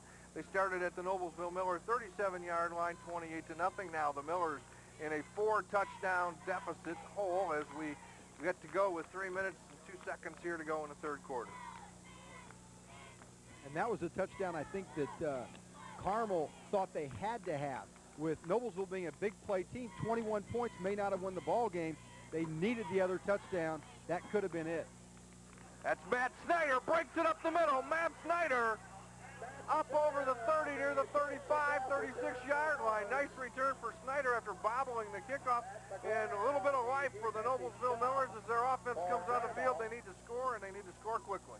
Well, let's take a look at it on the replay. It's a bobbled snap, and here comes Matt. He's going to stay right behind his wall. He gets through the first wave, and he's going to pick his way up, and he scoots right there. He's got some good quickness, and then they come back, and then finally as the kicker keeps him in front, and a great run back for the Millers, a little bit of a pickup for him. Well, and how many times have you seen that happen, Steve Hirsch, where there's a bobbled snap, and the blocking kind of gets off a little bit, you find a little seam, and you can get up the field with it. That's got to be interference. Here comes the flag. Ryan Emerson tagged in the back as the pass was coming from Josh Hall. No question about the call. Pass interference against the Greyhounds. It's a good play to run because Carmel likes 2 deep zone with man under. And the tight end, Ryan Emerson, goes right across the middle. He threw the ball a little bit late. Ryan is wide open about 2 seconds before that. And it was a good hit because the safeties came up and popped him before, and Ryan's shaking up a little bit, but he's coming off the field. but had he thrown the ball just as Ryan's clearing those linebackers, you know, it's a wide open seam. He threw the ball a little bit late and after he was open. So, but still a good break for the Millers because they did get the contact before the catch. It's going to be a 15-yard first down. It's not where the ball had the pass interference. And it looks like the officials having trouble spotting this thing as the line crew with the sticks and everything on the far side took off almost immediately, and I don't think they were able to spot the ball where they wanted to initially, but now Noblesville does have the football, and the officials still trying to sort out where they're going to mark this one from. Well, Coach Belton's over here on the Carmel sidelines trying to give him a lot of help on how to spot it, and he's seen enough of these over the years. He ought to know. He's definitely giving the officials some help with it. Oh, he's, well, according to his stats, probably the ball's on the 15-yard line, too. And they get it back. That's right. Well, the ball was at the Noblesville 36-yard line. It was 1st and 10 after Matt Snyder's return, so it should be marched off from the 36, and that's what they're going to do. That will give the Noblesville Millers a first down right at midfield is where the Millers will have the football with 2 minutes and 29 seconds to go here in this third quarter of play. The Millers trying to open the offense up now and get some points on the board and get them on there in a hurry as they're in a 28-0 deficit. And it's where the referee doesn't say 1st and 10 at the 51. If he does that, look out. Right. Hall back to pass again. He's going to go down here to Shad Hill. Shad is there. Shad's got it. Shad Hill pulls the ball in. Perfectly thrown pass by Josh Hall inside the 25 near the 23-yard line. So the passing of Josh Hall has got the Millers on the march here as we get late into the third quarter of this football game. Well, that's been in the game plan since the first quarter, but they just haven't had a chance to get to it. And this time you see Shad, it's a bump and run right at the line of scrimmage. He does a little out release, and Josh lays it out there. It's a perfect pass. It's right on the numbers. Shad's right there. He knows he's going to get hit, and he stays with the pass all the way and makes the catch. They also called, I understand, Ron Qualls, pass interference on the play against Carmel. Noblesville has declined that, and they have a first down at the Greyhound 24. And this is exactly the momentum shifter that Noblesville needs. Noblesville wants to be able to get a touchdown out of this, keep the emotion on their sideline. They're not out of it by any means. If they can come up with a big play, get the emotion back, who knows? Long fourth quarter. 1st and 10 for Noblesville. Carmel's 24-yard line. It's Josh Hall with an eye backfield, turns and hands to Eppinger. John kicks it outside, cuts back up in the middle. Nice run by Eppinger. He's down near the 15-yard line. He'll be about a yard short, it looks like, of a Noblesville Miller first down. Well, now we're seeing the Miller offense start to attack again. That's what we didn't see a little bit earlier in this quarter. The big pass play gave them the emotion, and now Eppinger going back off tackle. And that's where they've had their success, off tackle to the left behind Joe Webster. You're exactly right. They've rolled up their sleeves now, and they're ready to go to work. The part that hurt them was the 14 points in the quarters they've already absorbed. That's a tough blow to take by a Carmel team, but now they roll up the sleeves, and it looks like they're ready to go to work. They're hitting a lot harder. Linemen are coming out lower and harder. Right now, they're owning the line of scrimmage. They've got to do that for the rest of the ball game. I want to check that. They got Katulik on the left tackle with Southern. That's where they're doing the damage. Shad Hill in motion, second down, straight fake to Haskett, and then Josh Hall dives off the right side and picks up a Noblesville Miller first down. So the Miller march continues. 1 minute and 41 seconds to go here in the third quarter of play. Noblesville has the ball down at the 12-yard line, 1st and 10. Now, Josh had a good presence of what he had to do. He wanted to get the first down and get those 2 or 3 yards, and that was a good, safe play for him. He did a good job. Also have Mike Ambler in the game now at the tight end spot here on the right side. Hill reverses motion, goes back far side. They turn, hand the ball off to Eppinger. John again kicks it outside, tries to use his speed, and he'll be corralled down inside the 10-yard line. Brought down far side of the field after a pickup of about 4 yards. Second down and 6. Clock down to the 1 minute mark here in the third quarter. Once again, working that left side with Katulik and Southern. It's a read. He hits in there hard and then laterally moves right to the sideline. Carmel's inside-outside pursuit got to him, but the outside people are being run off, and that allows John to get to the sidelines a little bit. And look for Carmel to scrap the junk on defense. Look at him now just to play straight up and let's stop him football. Now there's only 5 seconds on the clock. And Noblesville is going to be forced to take a timeout. They had a very late substitution coming into the game for Noblesville. 88, Travis Fogg was sent in, and that caused some confusion. And the Noblesville Millers are forced to take a timeout. That comes with 36 seconds to go here in the third quarter of play. The Millers trail 28-0, but this by far their best offensive drive of the football game. It really is. They've had a very good drive, and once again, it started with the passing game this time. Earlier, you have to establish the running game. They wanted to establish that they could run on Carmel. They did, and now they've been able to go to the passing game. The only fear is Carmel came out with those two touchdowns to start the third quarter, makes it 28-0. Now it's really a catch-up time. They've really got to hurry up with their offense. And Ron, I'm not sure how aware of it you are down in the field, but Noblesville has definitely made some switches on that offense. Steve noted that Wayne Katulik, number 72, is in the ball game. Mike Ambler also in the ball game now. So some changes made by the Millers offensively. Well, it looks like they've said, hey, this is it, guys. Injuries, no injuries. I'm putting my strongest, best people, offense, defense. I don't care. You're going to offense. We're going to score some points. Roll up the sleeves and go to work. 2nd and 6. Hall to pass. Gets away from the pressure to Shad Hill. Pass incomplete at the goal line. Shad tried the out pattern, and Josh Hall, under heavy pressure, had to unload it before Hill got there. Sets up 3rd down and 6 with 30 seconds to go here in the quarter. Carmel safety's doing a little bit better job of coming over the top to help with that. Dave Clydens this time. He knows Shad Hill's out there, and he runs a great fade route. Clydens is a safety. He doesn't take him to begin with. You see 27 come across towards the end for Carmel, and he's the corner that originally takes him, and that is Chad Whitlock. He's their 3rd corner, does a good job for him. Chad's been banged up a little bit, and he's healthy now.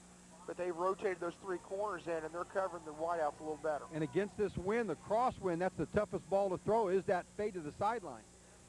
The option, John Eppinger tries to get outside, but there's too many white jerseys there. They drive John to the ground back around the 10-yard line, and it's going to set up 4th down now, and about 7 for Noblesville. Well, it's a go for time for Noblesville. They've got to go for this. They've got 14 seconds. Looks like they're going to run the clock down to finish the quarter, and that'll give them a chance to talk about what play they want to run. Whitlock made that play from his corner position. He defeated Shad Hill's block and was able to turn Eppinger inside. And you're right, that is going to be the quarter. And the quarter, in fact, does come to an end. 28-0. The Dalkey High-Day scoreboard indicates that the Carmel Greyhounds have the lead over the Noblesville Millers by that 4-touchdown score. For a great deal on an oil change, go see Dalkey High-Day on Pleasant Street, just a little bit west of the Walmart and Quality Farm and Fleet people down there. Go over and see Dalkey High-Day. Mention you saw this on Channel 19. Get a complete oil change for $10. And right now, the Noblesville Millers with 1 quarter left look to oil it up and get some points on the board. 12 minutes of football to go, 28-0 Carmel. We'll be right back.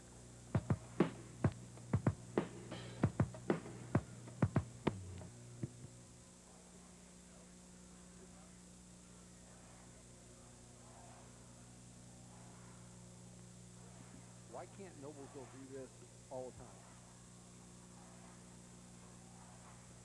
Good question. 5, 4, 3.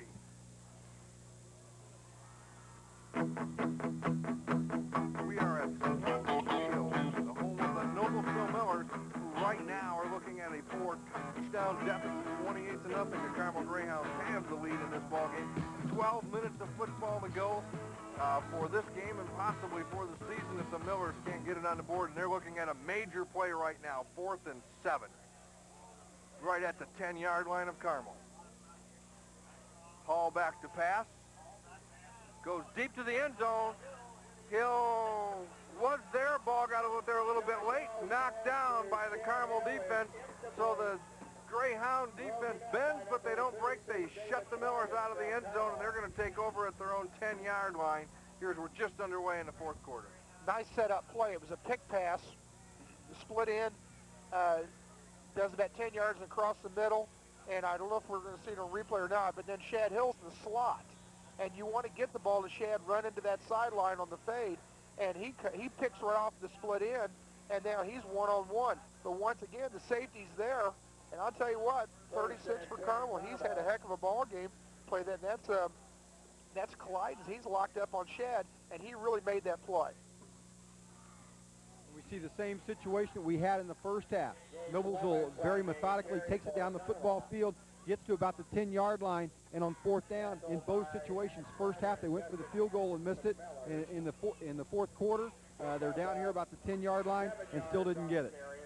Tough situation to be in. When you've taken it down the football field against a team like Carmel, you can't come up dry. You got to convert it to points. Noblesville hadn't been fortunate enough to do that tonight.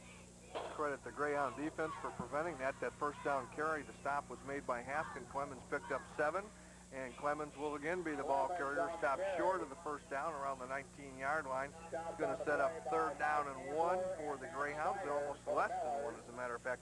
Gill and Snyder make the stop for the Millers on that play. And that's the kind of play that takes the wind out of the sails. That we'll see this one. This is a 2nd down play. Clemens coming through. You have to credit Carmel's defense. They have taken Corey Grabchak out of the game. They've kept the ball away from Shad Hill, except for maybe 1 or 2 catches, and they've been able to control to slow Effinger. But when you give it to Lawhorn, there is just not a great way to stop him. In a first down, when he only needs 1 or 2 yards, he's going to get that. He's just unstoppable. I don't know how people could do that if you have 2 or 3 or 4 people on him. He's still going to lug ahead and get 1 or 2 yards. 4 substitutions coming in for Carmel. There's more substitutions coming in the game than a senior citizen at Jim Dandy on a Friday night wanting potato salad instead of their baked potato. They got guys running in and out the whole game, and it keeps their team fresh. Fresh enough, in fact, behind the run of Lawhorn to pick up a first down at the 21-yard lines where the Greyhounds have it now, 1st and 10.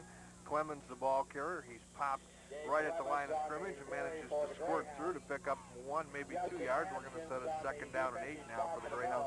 Clock becoming a major factor in this football game. 10 minutes to go here in the game, and a 4-touchdown deficit for the Millers to overcome in that time frame. I like potato salad. I like baked beans. On us senior citizens, and I like What do you mean us? Why do you look at me when you say us senior citizens? He's just upset because Bob Tremaine didn't mention his name. I know. That's the thing. Sometimes I just check to see if you guys are listening to me. 2nd down and 8. Haskin had his hands on Walters. He got 3. Clay did, and he's now run out of bounds on the far side of the field up near the 27-yard line. We hear everything you say, Ron. I believe you sometimes, at least. That play, let's get back to football, guys. You and your potato salad, who cares? That time, Corey Gratchik got caught down inside number 8. He came from the defensive end spot, or maybe a little wider as a corner spot, got caught down inside, and Clay Walters funnels to the outside. And once again, if he's on the loose as well as he can run the football, he'll get 5-7 yards of crack. 3rd down. About 4 to go for the Greyhounds as they turn, hand the ball, fake the ball, and this time they wrap Walters up as he tries the option into the short side of the field. The Noblesville Miller defense stops the Greyhounds. It's going to force a punting situation and give Noblesville back the football in what presumably is going to be fairly good field position, Steve. Well, the time is obviously an ally of Carmel right now. They were able to run a couple minutes off the clock before they had to punt, but I think it's really important that Noblesville was, and they're going after this one. It was very important that they were able to stop them deep like this. Only got 1 first down. Now the Noblesville offense has a chance to get back on the field. 10 men on the line of scrimmage for the Noblesville Millers as the Greyhounds get the snap away. A low snap, pressure, but they get it off a very high punt. Over the head of Snyder, the ball bounces, continues to roll for the Greyhounds, going to be down at the 26-yard line. Excellent punt under the pressure. That was a great punt. And then Snyder was not able to get the fair catch on that, and it was a booming kick. That's going to be about the worst field position I think Noblesville's had in the second half. They've had good field position, and now they've got to go the 75 yards for a touchdown again.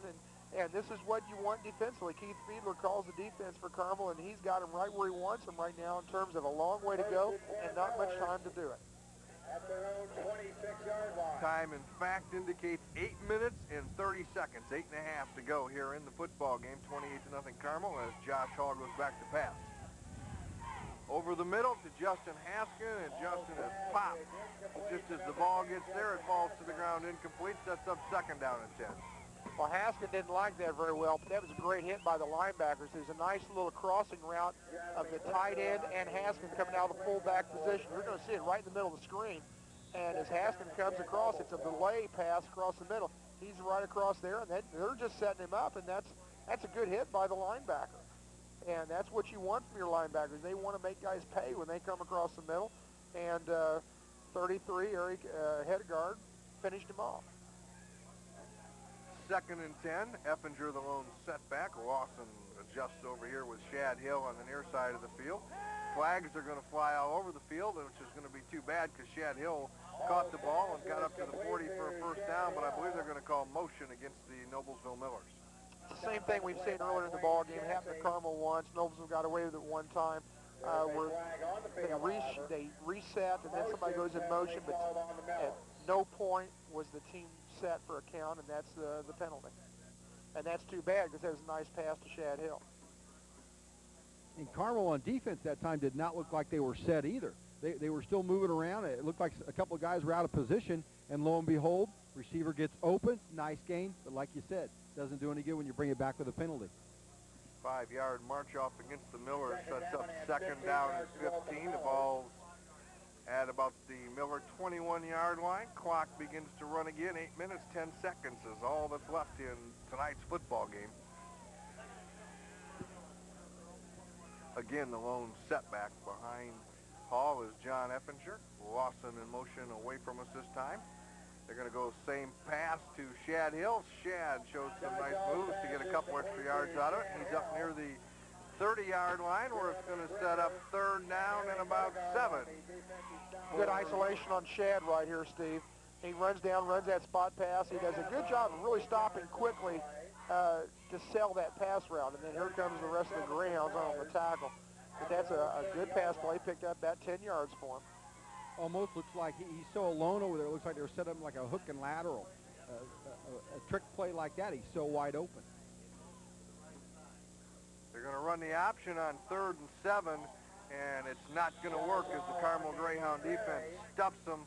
Short pickup of about 1, and it's going to bring up 4th down and about 6 for the Millers, and it looks like the punting unit's going to come in for the Noblesville Millers with 7 minutes to go here in the football game. Good defensive stop by Carmel. They kept Eppinger in check. They didn't let him get the ball in the option. Josh didn't have anything to do with it but run, and he's not going to get 7 yards against the defense. So Carmel's over here yelling, watch the fake, watch the fake, watch the fake. And that's the fake is called. John Eppinger has the football, and John will not get the necessary yardage on the 4th down carry as Ron Qualls pointed out from the Carmel sideline. The Carmel people very much aware that that could happen. It did. The Greyhounds stopped the Millers, and they're going to take over at the 34-yard line of Noblesville with 6 minutes and 35 seconds to go here in the football game. Well, and Noblesville didn't have much choice in the matter. They've got to get some points if they're going to win the ball game. And whether they give the ball to Carmel right here doesn't make any difference. It's a short snap to Eppinger. They had success with this. You see the pulling alignment. They had success with this against Lafayette Jeff the week before. It was a big play for them. And I respect Kevin Wright for that. A lot of people in that situation down 28 zip with 6 minutes to go, punt it, game's over. You know, he's not a loser. He's a fighter, and he wants these kids to be able to come back and know that they can score. It just didn't happen for him. But I respect him for making that call. Zach LeCount and Max Snyder make the stop on Longhorn, but Longhorn does have about a 6-yard pickup, maybe even a 7-yard pickup. We're going to make it 2nd down and 3, as a matter of fact.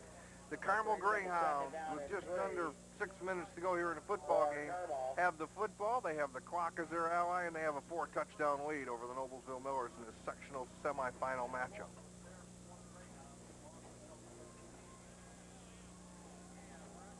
That's Clemens, the ball carrier, stays on his feet, bounces forward, kind of like a pinball going up the middle of the field, Steve, and he has a 1st down for the Greyhounds.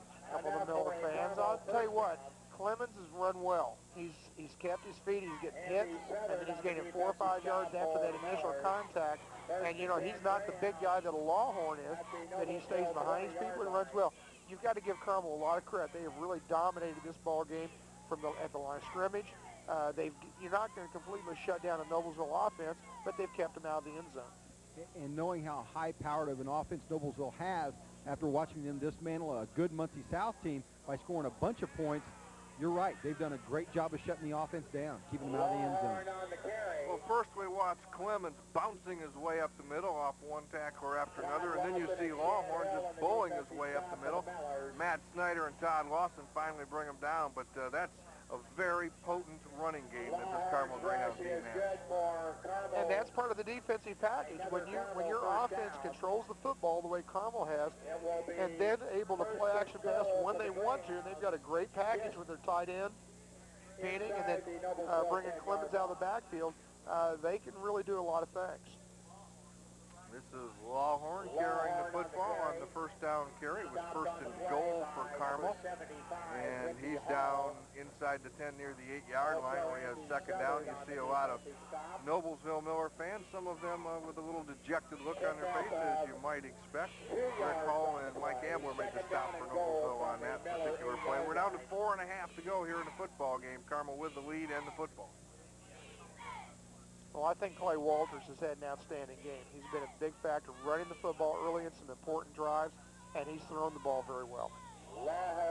That was Lawhorn again on the carry. He's going to set up third and goal for the Greyhounds down near the 7-yard line, and going to stop that time for the Noblesville Millers, Jerry Watson and Rick Hall. Now, Carmel's going to use some good clock management here. They're going to run this thing down as long as they can before they try to punch it in the end zone. Well, and no surprise with Lawhorn being able to get the yardage that he does and score the touchdowns that he does. He's second in the area in the number of touchdowns and the amount of scoring, and he just adds to it there. And he shows in part why he's second in the area in scoring, using that strength from 6 yards out, punching it in. And the Carmel Greyhounds put another one on the board, increasing their lead 34-0 over the Noblesville Millers.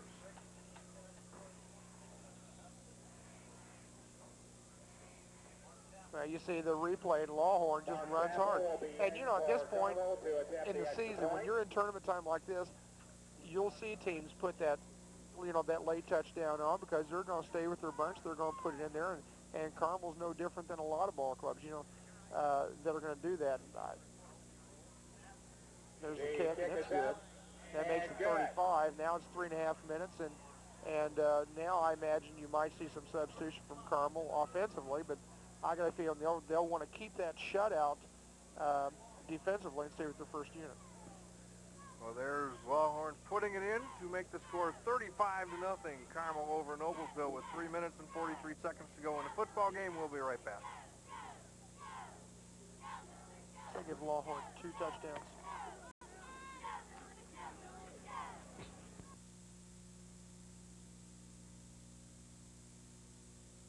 Brutal. 3. The Carmel Greyhounds deploy to do the kickoff, and down on the sideline you see Steve Shaw and Mike Emery, the sports editor for the Noblesville Daily Ledger. Mike doing a fine job for the Ledger, and over here covering the Miller Greyhound game tonight. As the Greyhounds kick off, ball pulled in by Shad Hill at the 10. Shad's going to try to get all the way to the outside, and he did get to the corner. Stays on his feet, and then he's brought down out of bounds around the 25-yard line. Noblesville will take over their first and 10. That last Carmel Greyhound scoring drive consisted of 6 running plays. Started at the Noblesville Miller 31-yard line, took 2 minutes and 48 seconds. Our thanks to Eric Eisenhower and his son Mark for spotting and keeping stats for us tonight, by the way. Eric, the great pumpkin giveaway man, Eisenhower, from the Century 21 HRS office. We thank him for all of his support throughout the season. And as the game winds down, we're going to give credit to all of the great staff here at Channel 19 bringing you this coverage. And we started with Eric. Josh Hall takes the snap, goes back to pass, tries to hit Hill, and Shad pulls it in. Moves 1, stays on his feet, he's out of bounds at the 45. First down for the Noblesville Millers. Great timing route, Steve, from Hall to Hill. Well, the motion sets that up because the motion dictates man-to-man coverage on Shad Hill, and that's awfully tough to do. So then Shad runs his route to the sideline. There's a great swat and swim move. You think a lineman do swat and swim, but Shad has. Look how shy. It's about 4 or 5 yards in from the sideline. That gives him plenty of room if the pass is thrown over his head, and just an excellent pass route. Nice pitch and catch. 3:28 to go here in the ball game. Noblesville first and 10 at their own 45-yard line. Fogg goes in motion, tries to make the block, and it's wanted the handoff up the middle to John Eppinger. John with only a short pickup of about 1, second down and 9.